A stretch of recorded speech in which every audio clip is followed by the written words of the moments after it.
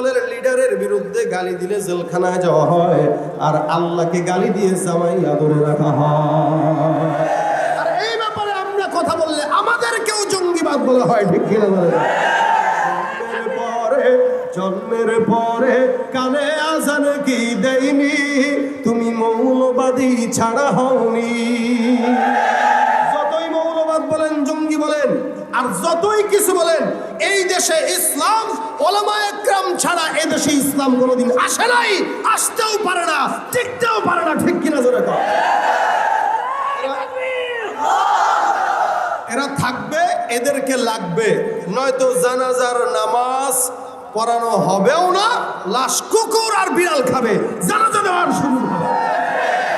জন্মের পরে কানে আজান কি দেয়নি, তুমি মৌলবাদী ছাড়া হওনি। আবার মরণের পরে জানাজা পড়াবে, তখন কোথায় পালিয়ে যাবি? বিদ্রোহী বিপ্লবী মৌলবাদী কেন জঙ্গিবাদী? বিদ্রোহী বিপ্লবী মৌলবাদী কেন জঙ্গিবাদী? মালিককে ডাকবো কাকে? দলকে যদি ছাড়া লাগে তাও ছাড়বো, কার জন্য? আরো জোরে বলেন, আল হুব্বু ফিল্লাহ ওয়াল বুগদু ফিল্লাহ। একটা ইমানদার যদি কারো সঙ্গে যুদ্ধ লাগে, কার জন্য? কারো সঙ্গে মহব্বত করলে কার জন্য? নির্বাচন করব, যাই করব না কেন, এদেশে একটা মুসলমান মসজিদ থেকে শুরু করে, ইমামতি থেকে শুরু করে, নির্বাচন থেকে শুরু করে, জিকির আজকার থেকে শুরু করে যা কিছু করবে, একজন ইমানদারের কাজ প্রত্যেকটা জিনিস একমাত্র লিল্লাহি রাব্বিল আলামিন। আমর ইবনে আস ডাক দেয়া বলেন, কোন নদীতে কোন কুমারী সুন্দরী মেয়েকে বলি দেওয়া হারাম, খবরদার এটা করা যাবে না। যেমনি সেমনি থেকে মালিক যখন চায় নীল নদীর পানিকে আল্লাহ পাক রব্বুল আলামিন বহায় দিবেন, কোনো টেনশন করো না। ইসলাম যেহেতু কবুল করছো, আমার আল্লাহ পাক রব্বুল আলামিন নীল নদীর পানিকে এমনিই বহায় দিতে পারে, প্রবাহিত করতে পারে। এভাবে অনেক দিন চলে গেল, মিশরের মানুষগুলো কষ্টে, খরা চলতেছে, দুর্ভিক্ষ চলে আসছে, কি করবে টের পায় না। কিছু কিছু মানুষ সমস্ত কিছু একসঙ্গে করে রওনা দিয়ে গেছে, অন্য দেশে হিজরত করে ফেলবে। আমর ইবনে আস হযরত ওমর রাদিয়াল্লাহু তাআলা আনহুকে জানান, হে আমিরুল মুমিনিন, মিশরের মানুষের এই অবস্থা, নীল নদীর পানি শুকানো, কি করব? আপনি আমাকে পরামর্শ দিন, মানুষগুলো এখান থেকে চলে যায়। হযরত ওমর ফারুক রাদিয়াল্লাহু তাআলা সুন্দর করে বলেন, আমর ইবনে আস, টেনশনের কোনো কারণ নাই, তুমি চুপচাপ আল্লাহর কাছে দোয়া করতে থাকো। দেখেন, মনোযোগের সঙ্গে শুনেন, ওমর রাদিয়াল্লাহু তাআলা একজন খলিফাতুল মুসলিমিন, 20 হিজরির ঘটনা। ওমর রাদিয়াল্লাহু তাআলা একটা চিঠি লেখা শুরু করলেন, কাগজ দিয়ে সুন্দর করে চিঠি লেখে। হে নীল নদী, কার কাছে লেখে? নীল নদীর কাছে লেখে, নদীর কাছে লেখে। একটা নদী এত কথাও বলতে পারে না, জবাবও দিতে পারে না, কথাও তো বুঝে না, এটা তো জড় পদার্থের মতো, এটা তো চলে আল্লাহ পাকের হুকুমে। বুঝাতো ওমর রাদিয়াল্লাহু তাআলা নীল নদের কাছে চিঠি লিখতেছে, এই নীল নদ, আমি ওমর আমিরুল মুমিনিন বললাম, তুমি যদি আল্লাহর অনুমতি ছাড়া প্রবাহিত হও, তাহলে প্রবাহিত হওয়া কোনো দরকার নাই, তোমার কাছে আমার কোনো আবদারও নাই।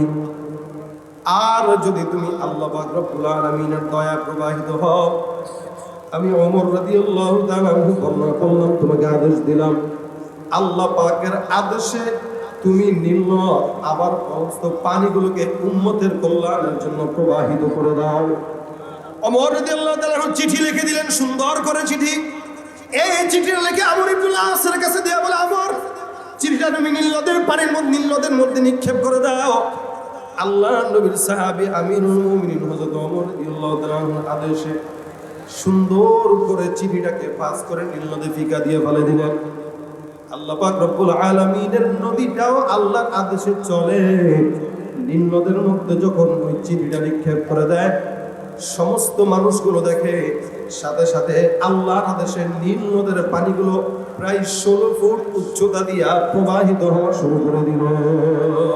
তুমি পারো করতে মোচন অভাব দুঃখী লোকে, তুমি পরম মুক্তিদাতা মালিকে জগতের, তুমি পারো করতে মোচন অভাব দুঃখী লোকে, তুমি পরম মুক্তিদাতা, মালিকে জগতের, তোমার কাছে চাই যে পানা আমরা প্রতিদিন, তোমার দয়ায় পূর্ণ আমার সারা নিশিদিন।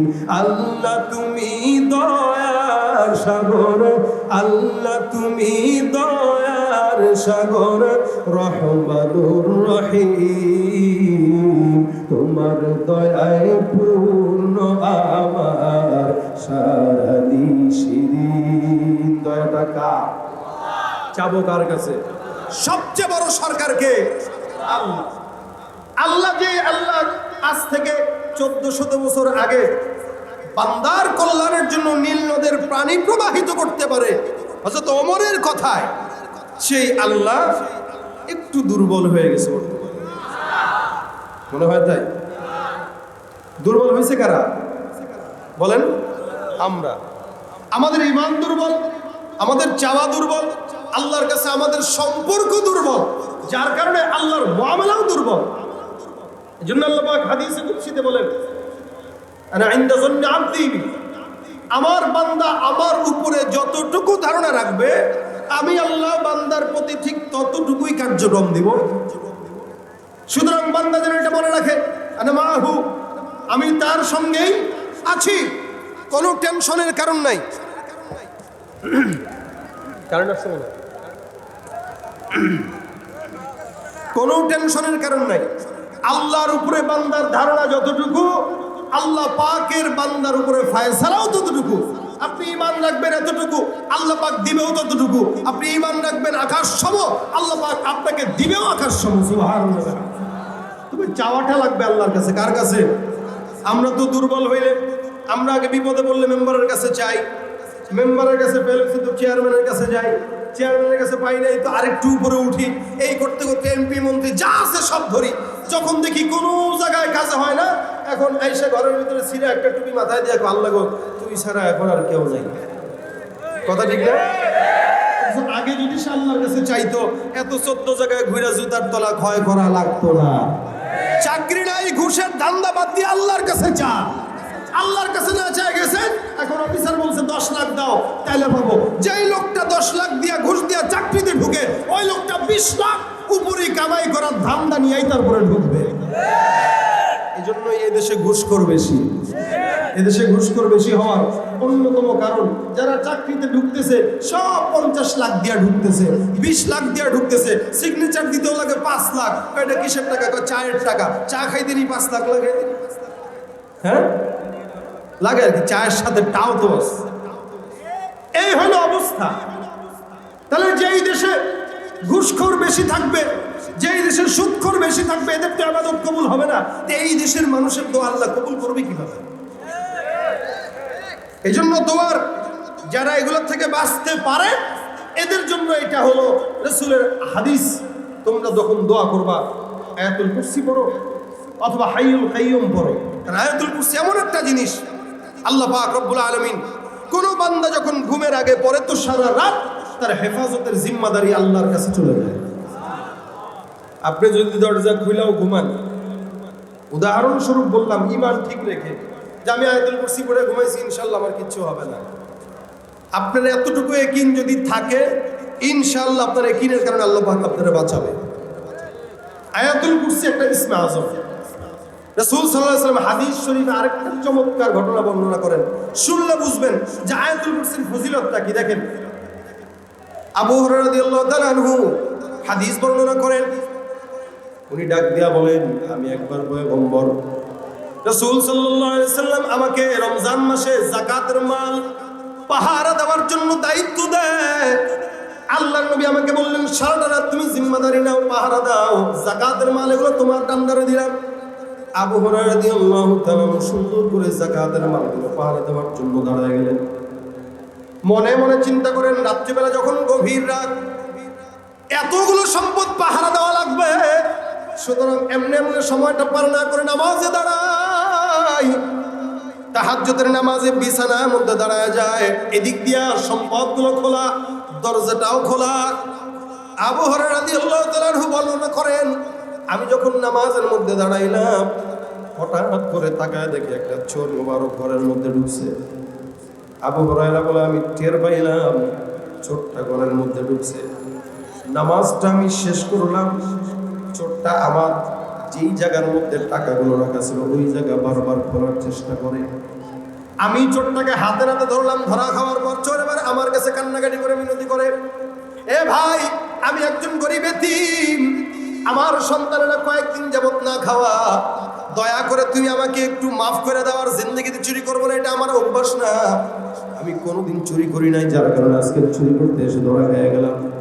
দেখবেন চোর যদি সারা জিন্দগিও চুরি করে ধরা খাওয়ার পর বলে, ভাই জিন্দগিতে চুরি করি নাই আর করবো না, এটা একটা চোরের আদত। এই চোরটা আবু হুরায়রার কাছে এই সম্পর্কে কথা বলে। আবু হুরায়রা রাদিয়াল্লাহু তাআলা চোরটাকে সুন্দর করে ছেড়ে দেয়। পয়গম্বর পরের দিন ফজরের নামাজের সময় আসছে, মসজিদে নববীতে আল্লাহর রাসূল ঢুকার পরে আবার ডাক দেয়, আবু হুরায়রা, গত রাতে তোমার এই যাকাতের মাল চুরি করার জন্য একটা চোর আসছে। আবু হুরায়রা ডাক দেয় বলে, ইয়া রাসূলুল্লাহ, আপনি কেমনে জানলেন? নবী গো, আল্লাহর রাসূল ডাক দেয়া বলে, আবু হুরায়রা, আমি নবী ঘুমাইতে পারি, আমার চক্ষু ঘুমায়, মगर আমার অন্তর আল্লাহ পাক খুলে রাখে। আল্লাহ পাক আমাকে জানাইছে চোর একটা আসছিল না, বলে জি আসছে। তো চোর কই? চোর তো ছেড়ে দিস। চোর ছেড়ে দিস? কেন ছেড়ে দিস? হুজুর, সে মূলত চোর না, সে অভাবগ্রস্ততার কারণে চুরি করতে আসছে। সে তার সন্তানরা 4-5 দিন খায় না, এখন আমারে বলছে, ভাই আমি জিন্দিগিতে কোনোদিন চুরি করি নাই, তো এই প্রথম চুরি করলাম, তাই ধরা খেয়ে গেছি, আর জীবনেও আসবো না, মাফ করে দাও। তা আমার দয়া লাগছে, আমি মাফ করে দিছি। দেখেন রাসূল বলে কি, রাসূল বলতেছেন এই চোরটাই আবার আগামীকাল রাতেও কি আসবে, মনে রাখো, এই চোরটাই আগামীকাল রাতে আসবে। আবু হুরায়রা ডাক দেয়া বলে, হুজুর কি বলেন, এত সুন্দর চেহারা দেখে তো মনে হয়েছে আসলে এতিম, চোর না, আমি তো ছেড়ে দিলাম, আগামীকাল আসবে মানে তার কি সে চোর? রাসূল বলে, হ্যাঁ, সে যে কি এটা পরে বুঝবা, কিন্তু সে কালকে আসবে। পরের দিন নামাজের ভিতরে না দাঁড়ায় আবু হুরায়রা লুকায় আছে, যে দেখবো আজকে আসে কিনা। তাকায় দেখে কিছুক্ষণ পর গেট দিয়ে ঢুকতেছে শয়তান। আবার আগের মতো করে চুরি করার অভ্যাস। আবু হুরায়রা পিছন থেকে জড়ায় ধরে ডাকতে বলে, আসরের ঘরের চোর, গতকাল তোরে ছাড়লাম, তুই আজকে আবার আসলি কেন? আল্লাহর নবীর সাহাবী আবু হুরায়রা তাকে ধরে সুন্দর করে দড়ি দিয়া বাঁধবে। বেচারা চোখের পানি ছেড়ে কেন্দ্রে কেটে ডাক দিয়া, আবু হুরায়রা মাফ চাই, গতকাল রাত আসছিলাম, মাগার চুরি করতে পারি নাই, চিন্তা করছি আজকে রাত্রে যদি একটু চুরি করতে পারি, সন্তানরা যদি একটু হলেও খাওয়াইতে পারবো। আবু হুরায়রা ডাক দিয়া বলে, তুমি যে আজকে আসবে আমি জানতাম, কারণ আমার পয়গম্বর আগের থেকেই বলে দিয়েছে তুমি আজকে আবার আসবা। আবু হুরায়রা রাদিয়াল্লাহু তাআলা চোরটাকে আবার ধরলেন, চোরের কান্নাকাটি শুনে চোরটাকে আবার ছেড়েও দিলেন। সাহাবা তো দিলের ভিতরে আলাদা একটা উম্মতের জন্য মায়া আছে। আমাদের দেশে চোর যদি একটা কোনো মতে ধরতে পারে, এটারে পিটায়া নাক না ফাটানো পর্যন্ত মানুষ থামে না। এই কুটুম্ব প্রতিষ্ঠানে চোর আসেনি নাই, পকেট মার। আমি সেদিন যাত্রাবাড়ি থেকে জুমার নামাজ, জুমার দিন নাকি এর আগের দিন মনে হয়, রাত্রিবেলা যাত্রাবাড়ি থেকে বাসার দিকে যাইতেছি, ওভার ব্রিজের ফ্লাইওভারের নিচ দিয়া রাস্তার কাজ চলতেছে, আমি গাড়িতে বসা কথা বলতেছি, দিনের বেলা, সরি জুমার নামাজ পড়ায় যাচ্ছি দিনের বেলা, বুঝলেন। এখন সামনে আমার একটা বাস, আমরা কুমিল্লারই বাস, হুট করে তাকায় দেখি একজন বসছে, দূর থেকে এসে আরেকজন তার কাঁধে উঠছে বাসের জানলা ধরার জন্য। আমার ড্রাইভার পাশ থেকে বলতেছে, হুজুর হুজুর চোর চোর চোর চোর, দেখেন চোর মোবাইল চুরি করে। আমি কি কয়, এত এখলাসের সাথে কেউ মোবাইল চুরি করে? বাস ওলারা সুন্দর করে বসে আছে, একজন বসছে, আরেকজনের কান্দে উঠছে, নিয়ে ঠাস করে থাবা একটা দিয়ে সুন্দর করে পকেটে পরে হাঁটা দিল। এমন একটা ভাব, বিশাল বড় একটা কলেজ স্টুডেন্ট, কি ভাব ধরে হাঁটতেছে, মানে কিছুই হয় নাই। আমি হায় হায়, চোখের সামনে মোবাইলটা চুরি করলো, কিছু বলতে পারতেছি না, কারণ চতুর্দিকে গাড়ি বেরোনো গেল, সে হাঁটা দিছে। যদি এটা ধরা খাইতো, কয় টাকার মোবাইল চুরি করছে, মনে করেন 20,000 30,000, অথবা অনেক সময় দেখা যায় 2 টাকার জিনিস চুরি করে, কিন্তু মানুষ যখন তাকে ধরে ওর পিটান এমন ভাবে দেয় যে 30,000 টাকার ট্রিটমেন্ট দেওয়া লাগে তাকে। আর যদি 2 টাকার পকেট মারা হয় তাও নাকশা মাকশা ঠিক মতো থাকবে না, দেখবেন হেন রক্ত হেন রক্ত। কিন্তু অথচ আমাদের এই দেশে এমন এমন চোর আছে যারা প্রতিনিয়ত আমার আপনার অগোচরে মানুষের কোটি কোটি টাকা চুরি করে খেয়ে যাচ্ছে আমাদের চোখের সামনে ঘুরে, আমরা কিছু বলতে পারি। তাহলে আপনি 2 টাকার পকেট মারকে চোর বলার কি ফায়দা? যেখানে বড় বড় চোরগুলো আমাদের অগোচরে ঘুরে, সেখানে নাকশা যদি ফাটানো লাগে বড় বড়দেরটা ফাটানো দরকার। যারা জনগণের টাকা মেরে অফিস আদালতে ঘুষ নিয়ে চুরি করে মানুষের টাকা, যারা গরিব দুঃখীদের মাল যাকাত ফিতরাকে চুরি করে নিজের পকেটে ভরে, যারা এদেশের মানুষের ট্যাক্সের টাকা দিয়া, এদেশের জনগণের টাকা দিয়া তারপরে সুদ ঘুষ অন্যান্য অঙ্গিকে মানুষের টাকা চুরি করে 10 তলা বিল্ডিং করে এসুলেমে ঘোরায়, কোটি টাকার গাড়িতে চড়ে, এই সমাজে 2 টাকার চোর বড় চোর নয়, সবচাইতে বড় চোর ওই চোর। ঠিক কিনা জোরে বলে? এই জন্য 2 টাকার চোরের চাইতে কোটি টাকার চোর সবচেয়ে বড় চোর। কিন্তু কোটি টাকার চোরকে আমরা সালাম দেই, আর 2 টাকার চোরকে দেখলে পিটান দেই। কোটি টাকার চোরকে কেন সালাম দিই? কারণ এটা উন্নত মানের চোর। এই চোরকে সালাম দেওয়া ছাড়া কোনো উপায় নেই। যদিও সালাম দেয়, কিন্তু পাশে যখন আবার দেখে যাওয়ার পরে চোর খেয়ালাই সব বলে, কি বলে না? আমি সবার কথা বলছি না। এদেশে চোর যেমন আছে, তাহাজ্জুদ গুজারওয়ালাও আছে, কিন্তু প্রত্যেকটা সেক্টরে ভালোর পাশাপাশি চোরগুলাও আছে। এই চোরগুলা যদি না থাকতো, এই দেশ সিঙ্গাপুরের চাইতে উন্নত দেশ হতো, অনেক উন্নত হতো। বাংলাদেশের মানুষ গরিব না, এখন এই দেশের মানুষ চলে ফিরে খাইতে পারতেছে। কিছু গরিব তো সব জায়গায় থাকে, এই গরিবরাও থাকতো না এই শিক্ষিত চোরগুলো যদি না থাকতো। ঠিক কিনা বলে? ওরা হলো দেশের লাগি মহামারীর মতন, ফাইলে কলম ঠেকাইয়া চালায় শুধুই নির্যাতন। ঘুষের টাকায় ওদের ভুড়ি, ঘুষের টাকায় ওদের ভুড়ি করে যে টান টান। ওরা শিক্ষিত শয়তান, ওরা শিক্ষিত শয়তান, ওরা শিক্ষিত শয়তান, ওরা শিক্ষিত শয়তান। ঠিক না? ঠিক। আমি একটু কথা এদিক সেদিক বলতেছি, সাহস আমার একটা আছে, একটা কারণে, চেয়ারম্যান সাহেব থাকার কারণে। কি বলে চেয়ারম্যান সাহেব? মাশাআল্লাহ, আল্লাহ আল্লাহ মনে হইতেছে না দেখলেই? আপনারা কাগেরে ভোট দিবেন, চেহারা দেখাই ভোট দিবেন, কথা কয় না? যারা দেখলে আল্লাহর কথা মনে হয়, রসুলের কথা মনে হয়, সুন্নতের কথা মনে হয়, যদি ভোট দেওয়া লাগে তাদেরকে দিবেন। অনেক দেখেছেন, অনেক শুনেছেন, এখন হিসাব নিকাশ নেওয়ার সময়। ঠিক কিনা বলে? আমি কথা এদিক সেদিক বলতেছি, চেয়ারম্যান সাহেব আছেন, আমার কোনো টেনশন নাই, আপনাদেরও কোনো টেনশন নাই। ঠিক কিনা? ওরা শিক্ষিত শয়তান, জোরে, ওরা শিক্ষিত শয়তান, ওরা শিক্ষিত শয়তান। তাহলে চোরের গল্প শুনতেছিলাম, মাঝখানে আসলো দেখে বলে ফেলছি। রাগ করছেন কেউ? অনেকে রাগ করে, কামনে এই সমস্ত কথা কেন বলে? আরে ভাই, যে চুরি করবে এর লজ্জা না থাকলে আমাদের লজ্জা রেখে লাভ আছে? পাগল একটা রাস্তায় নেমতে হয়ে দাঁড়ায় আছে, আপনি তাকাইছেন, পাগল যদি গায়ে মিয়া কই দেখেন আপনি, আপনি কি বেটা এখানে ডাকছস, পিছনেটা তো ঠিকই দেখা যায়, এখন এমনি ডাকে। তুই ল্যাং থাকেন, তুই কাপড় পর, এখন তুমি উলঙ্গ থাকবা, তোমার লজ্জা লাগবে না, আমি বলতে লজ্জা। সুদ খাবে, ঘুষ খাবে, তার লজ্জা লাগবে না, আমাদের বলতে লজ্জা থাকবে কেন? কি বলেন? ঠিক না?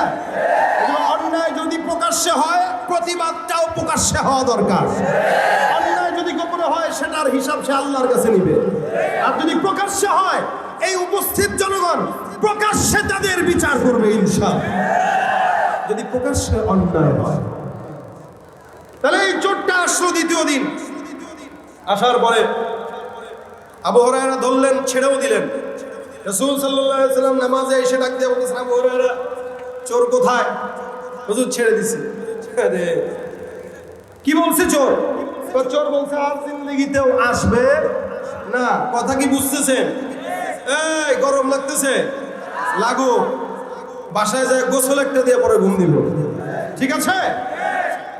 চোর দ্বিতীয় দিন আসছে, রাসূল বলেন ও আবারও আসবে। আবু হুরায়রা কয়, হুজুর মানুষ এমন বাটপারও হইতে পারে, ও তো আমার কাছে হাত পাও ধরে কইল আর জিন্দেগিতে আসবে না, আমি তোরে বাঁধছিলাম, খালি পিটান দেই নাই। আবার আসবে, রাসূল কয় আবারও আসবে কালকে, অপেক্ষায় থাকো। কামিং সুন, কি বলেন?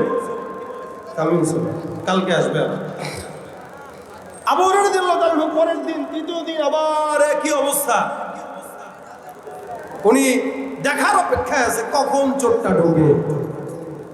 তাকায় দেখলেন আবু হুরায়রা রাদিয়াল্লাহু তাআলা চোর আসে কিনা।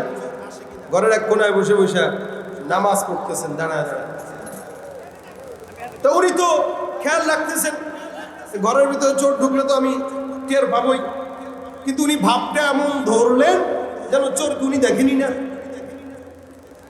কিছুক্ষণ পর চোর ঢুকছে, ঢুকে আবার চুরি করার জন্য সব জাকাতের মাল। তাও কিসের মাল? জাকাতের মাল। আচ্ছা, সবচেয়ে ফকিন্নি সে জাকাতের মালে হাত দেয়। ওর মতো ফকিন্নি আর কেউ নাই। এটা গরিবের মাল, গরিবের মালে যারা হাত দেয় সবচেয়ে ফকির তো সে।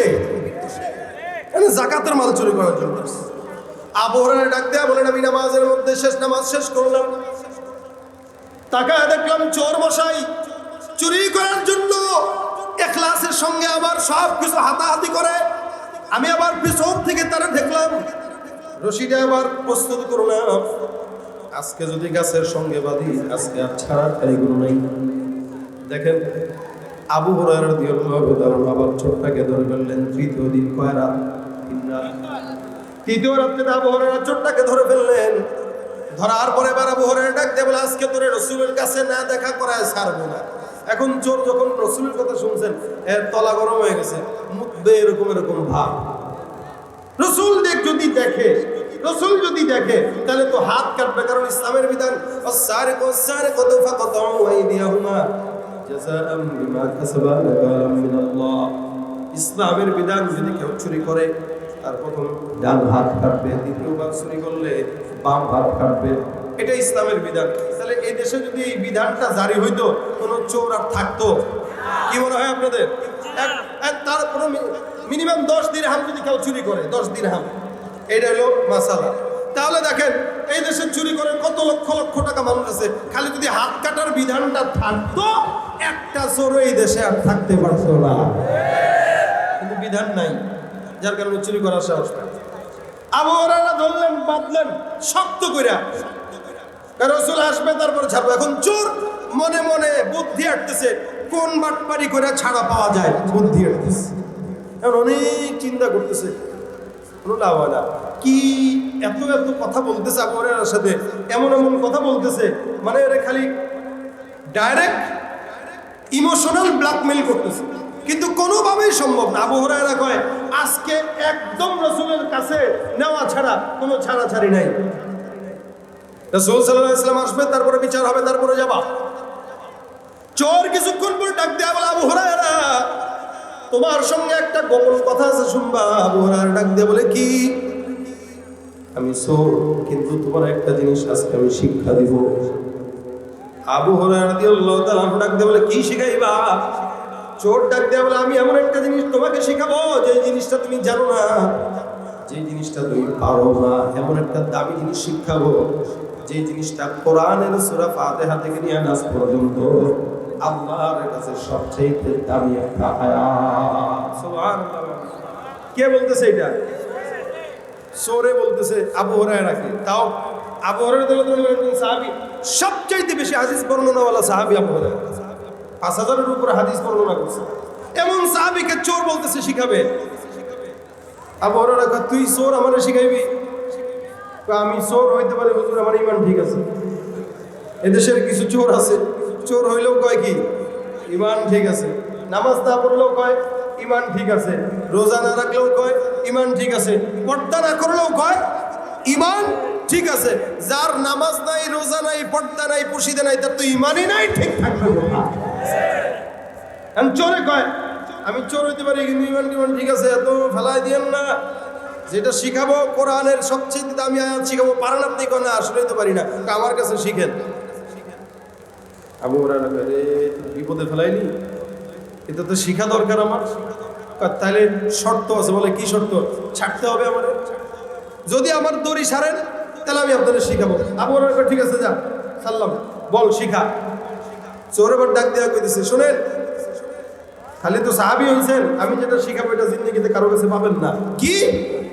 এটা হইল আয়াতুল কুরসি, আল্লাহু লা ইলাহা ইল্লাল্লাহ থেকে একদম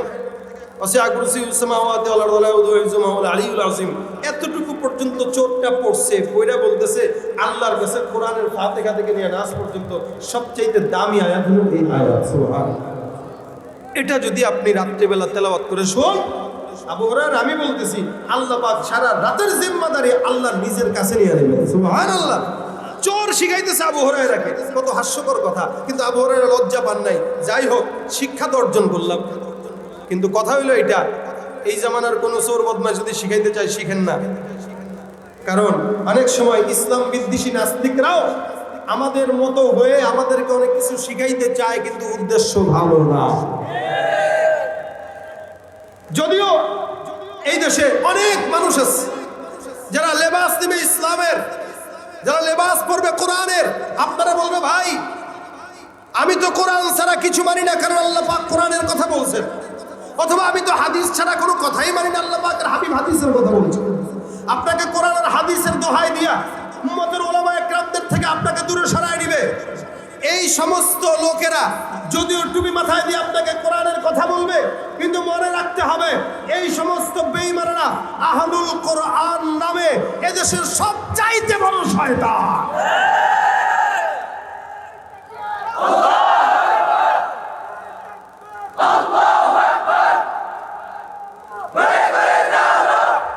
আল্লাহ পাক রব্বুল আলামিন কোরআন দিয়েছেন, সুন্নাহ দিয়েছেন, আবার উম্মতের এই কোরআন সুন্নাহ যারা না বুঝবে সেখানে উম্মত ইজমা কিয়াস করবে। এগুলো স্পষ্ট শরীয়তের ফতোয়া। যেই সমস্ত বিষয়ে উম্মতের উলামা একরাম ইজমা হয়ে গেছে, ওই সমস্ত বিষয় নিয়ে যারা নাড়াচাড়া করে এরাই এদেশে ইসলামের সবচাইতে বড় দুশমন। এরা জাতিকে বিভেদ সৃষ্টি করতে চায়, মুসলমানের ইমানে সব পয়দা করে, সন্দেহ পয়দা করে ইমান হারা করতে চায়। এই জন্য আহলুল কোরআন নামে এই ফিতনা বর্তমান সময়ে আসতেছে, একটা মানুষও এদের ফিতনায় পা দিবেন না। এই সমস্ত ইমান চোরদের কাছে আমাদের ইসলাম শিখা লাগবে না। এদেশে ইসলাম আমরা আলেমে দ্বীনদের কাছ থেকে শিখতেছি, তাদের কাছ থেকেই শিখবো। এই মাদ্রাসাগুলো আপনাদেরকে ইলম শেখানোর জন্যই মার্কাজ তৈরি হয়। সুতরাং কোনো প্যান্ট শার্ট পরনেওয়ালা আহলুল কোরআনদের কাছে উম্মতের কোনো ইলম শেখার কোনো প্রয়োজন নেই। আপনাকে ধোঁকা দিবে যে কোরআনে যা আছে তাই তো বলতেছি। আরে কোরআনে যা আছে, কোরআনে তো সব কথা আল্লাহ পাক রব্বুল আলামিন বলবে এরকম না। আল্লাহ পাক কোরআনের পাশাপাশি সুন্নাহও দিয়েছেন। রাসূল সুন্নাহর পাশাপাশি বলেছেন যদি না পাও তাহলে ওখানে যাও, ওখানে যাও, এই করো। আরে একজন সাহাবীকে যদি কেউ মানে, রাসূল সাল্লাল্লাহু আলাইহি সাল্লাম বলেন আসহাবী কান নুজুম, কেউ যদি আবু হুরায়রাকে মানে সে দ্বীন পরিপূর্ণ পেয়ে যাবে, কেউ যদি ওমরকে মানে সে দ্বীন পরিপূর্ণ পেয়ে যাবে, কেউ যদি আবু বকরকে মানে সে দ্বীন পরিপূর্ণ পেয়ে যাবে। আদনা থেকে আদনা সাহাবীকে কেউ ফলো করবে তো ইসলাম এবং হেদায়েতের রাস্তা সে পেয়ে যাবে। যারা এই সমস্ত কোরআন আহলুল কোরআন ওয়ালারা উম্মতের উলামা একরামকে সাহাবীদের থেকে দূরে রাখতে চায়, কোরআন থেকে দূরে রাখতে চায়, হাদিস থেকে দূরে রাখতে চায়, এরা আমাদের কোরআন সুন্নাহ বিরোধী ইসলামের দুশমন। এরা ইমাম চোর। এই ইমাম চোরদের কাছ থেকে আমাদের ইসলাম শেখার কোনো দরকার। সতর্ক থাকবেন, বিশেষ করে স্কুল কলেজের ভাইদেরকে। এরা তো বুঝে না, এদেরকে পামপট্টি দিয়া বাঁচতে। ভাই আমি তো কোরআনের কথা বলতেছি, দেখেন কোরআন, আপনি কোরআন মানবেন না মানুষের লিখিত? এই রাসূলের জামানায় তো রাসূল কোনো লেখার কথা বলেন নাই, হাদিস লেখার কথা বলেন নাই, আপনি কারটা মানবেন? দেখেন কিভাবে নেক্সট সূরাতে ধোঁকা দেয়। আবু হুরায়রা রাদিয়াল্লাহু তাআলা হুকে নেক্সট সূরাতে ধোঁকা দিয়া এই চোরটা পালাইলো। দেখেন রাসূল সাল্লাল্লাহু আলাইহি ওয়াসাল্লাম আসলেন, আসার পরে ডাক দিয়ে বলতেছে, হ্যাঁ আবু হুরায়রা চোর ছেড়ে দিছো? বলে জি হুজুর। ছাড়ছি তো কারণ আছে। বলে কি কারণ? ও তো আমাকে অনেক দামি একটা জিনিস শিক্ষা দিয়েছে। বলে কি? দামি জিনিসটা হইলো সে আমাকে বলেছে কোরআনের সূরা ফাতিহা থেকে নাস পর্যন্ত সবচাইতে দামি আয়াত আমাকে শিক্ষা দিলে শর্ত হলো আমি তারা ছেড়ে দিতে হবে। আমি চিন্তা করলাম আমার তো শিক্ষা করা জরুরি, এই কারণে আমি তারা ছেড়ে দিছি। সেও আমাকে শিক্ষা দিয়েছে। রাসূল বলেন কি শিখছো? আয়াতুল কুরসি, এটা নাকি কোরআনের সবচাইতে দামি আয়াত। রাসূল বলে হ্যাঁ, সে যা বলেছে সত্য বলেছে, কিন্তু তুমি কি জানো সে কে? আবু হুরায়রা কার নাম জানি না। রাসূল বলেন সে তো একমাত্র মরদুদ শয়তান। আবু হুরায়রা কে হুজুর কি বলেন? ও শয়তান? বলে হ্যাঁ শয়তান তিন দিন তোমার কাছে ঈমান নষ্ট করার জন্য, তোমার নামাজের হুজু নষ্ট করার জন্য তোমার কাছে চোর হয়ে আসছে। কিন্তু তোমার কাছে একটা শিক্ষা দিয়ে তারপরে গেছে, যদিও সে চোর, যদিও সে শয়তান, কিন্তু যেটা শিক্ষা দিছে ওইটা ভালো কথাটাই তোমার কাছে বলছে। আবু হুরায়রা আল্লাহর কাছে কোরআনের সূরা ফাতিহা থেকে নিয়ে নাস পর্যন্ত সবচাইতে দামি আয়াতটাই হলো আয়াতুল কুরসি। কেউ যদি এটা পড়ে, আল্লাহ রাসূল সাল্লাল্লাহু আলাইহি ওয়াসাল্লাম অন্য হাদিসে বলেন আল্লাহ পাক তার জন্য জান্নাতের রাস্তা সহজ করে দিবেন। আমাদের এটা শেখা দরকার আছে না নাই বলেন? প্রত্যেকেই যদি কোনো বিপদে পড়ে, অনেক সময় পেট ব্যথা করে রাত্রিবেলা, হুজুরের কাছে দৌড়ানি বাদ দিয়া রাত্রিবেলা হুজুরের কাছে যে ডিস্টার্ব করার থাকে, নিজে আয়াতুল কুরসিটা পড়েন, পরে একটু পানিতে ফু দিয়ে বাচ্চারে খাওয়ায় দেন। একটা আলেমের দোয়ায় বরকত অবশ্যই আছে, কিন্তু সন্তানের জন্য বাপ্পার দোয়ার বরকত আলেমের দোয়ার চাইতে বেশি। আপনি যেহেতু বাপ্পা, আপনি আপনার সন্তানকে আয়াতুল কুরসি পড়ে ফু দিয়ে পানিটা খাওয়াই দেন। আপনার বিবির পেটে সমস্যা, ব্যথা অথবা যে কোনো সমস্যা, আয়াতুল কুরসি পড়ে ফু দেন, এটা অনেক রোগের শেফা। এটা আল্লাহ পাক রব্বুল আলামিন বলেছেন, রাসূল সাল্লাল্লাহু আলাইহি ওয়াসাল্লাম বলেছেন। সুতরাং এখানে যতগুলো ভাইরা আছেন, প্রত্যেকটা ভাইদের আয়াতুল কুরসি জেনে থাকা দরকার। কাদের কাদের মুখস্থ আছে একটু হাতটা তুলে দেখান তো। আলহামদুলিল্লাহ, অনেকেরই আছে। আল্লাহ পাক রব্বুল আলামিন কবুল করুক, আমল করার তৌফিক দেন। হাত নামা। যাদের মুখস্থ নাই, আপনারা চেষ্টা করবেন মুখস্থ করতে। রাজি আছেন? রাজি আছেন ইনশাআল্লাহ? ছোট আয়াত, অনেক কিছুই তো জীবনে মুখস্থ করলেন, এটা একটু মুখস্থ করার চেষ্টা করেন, এটা একটু মুখস্থ করার নিয়ত করেন, ইনশাআল্লাহ আল্লাহ পাক রব্বুল আলামিন কবুল করবে। আয়াতুল কুরসিটা যদি আমরা আজকের মাহফিল থেকে একটু শিখতে পারি, যে আমরা আজকের মাহফিলে এই জিনিসটা শিখে যাব। আয়াতুল কুরসি যেহেতু এরকম একটা দামি আয়াত, আমরা চেষ্টা করব এই আয়াতটা একটু মুখস্থ করার, এবং রাত্রিবেলা ঘুমানোর আগে একটু পড়ার, 5 ওয়াক্ত নামাজের পরে একটু পড়ার। 5 ওয়াক্ত নামাজের পরে কেউ যদি পড়ে, আল্লাহ পাক রব্বুল আলামিন তাকে জান্নাত দেওয়ার জন্য মাঝখানে কোনো পর্দা রাখেন না। রাসূল সাল্লাল্লাহু আলাইহি ওয়াসাল্লাম বলেন, তার মাঝে আর জান্নাতের মাঝে পর্দা থাকে হলো মৃত্যু। সে মৃত্যুবরণ করতে দেরি, জান্নাত পাইতে দেরি হয় না। সুবহানাল্লাহ, রাসূলের হাদিস। কেউ যদি 5 ওয়াক্ত নামাজের পরে, কি দুপুরে কুল্লি সালাত, 5 ওয়াক্ত নামাজের পরে যদি কেউ পড়ে, তো রাসূল বলে জান্নাতে যেতে মৃত্যু ছাড়া কোনো বাধা আর থাকে না। তো আমরা চেষ্টা করব, যারা পারি মুখস্থ পারি, 5 ওয়াক্ত নামাজের পরে আয়াতুল কুরসি। বিসমিল্লাহির রহমানির রহিম।